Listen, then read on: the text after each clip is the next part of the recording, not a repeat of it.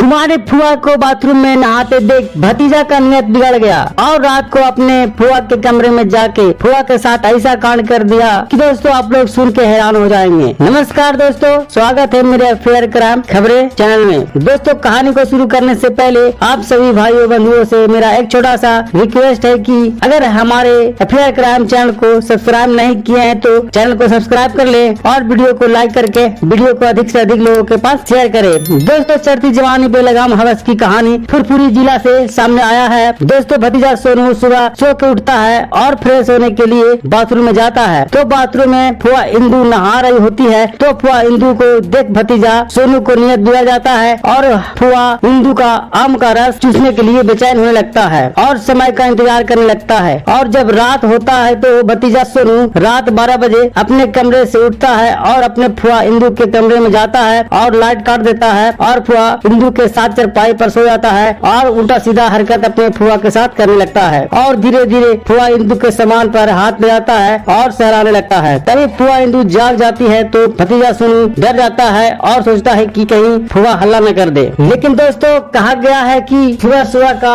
पहला खाना अगर कोई खाने के लिए पूछ रहा है तो खा लेने में ही भलाई है। इसी प्रकार फुआ इंदू भतीजे को अपने साथ देख सोचने लगी और भतीजा सोनू को अपने बाहों में भर के किस करने लगी और नागिन की तरह लिपट गई और भतीजा सोनू अपने फुआ इंदू को जमीन पर नीचे सुला दिया और एक्सर बसर करना शुरू कर दिया। दोनों जवान थे तो दोनों एक दूसरे के अंदर ऐसा समा गए और पता ही नहीं चला कि कब सुबह हो गई। तभी भतीजा सोनू का नजर खिड़की पर जाता है और देखता है कि सुबह हो गया, क्या करूं। सुबह सुबह का समय था तो सब सारा घर वाले लोग बाहर खेत में बाथरूम करने गया था तो भतीजा सोनू अपने फुआ इंदू के कमरे से अपने कमरे में जाकर सो जाता है और सोने का नाटक करने लगता है और सो के उठने का बहाना बना के बाथरूम में स्नान करने जाता है और दोनों चुप चुप रात को संबंध बनाने लगता है और दोनों एक दूसरे के प्यार में ऐसा अंधा हो जाते हैं कि एक दूसरे को जीवन साथी बनाने का फैसला कर लेते हैं। इस बात का जब घर वालों को पता चला तो घर वालों ने दोनों को समझाने लगता है तो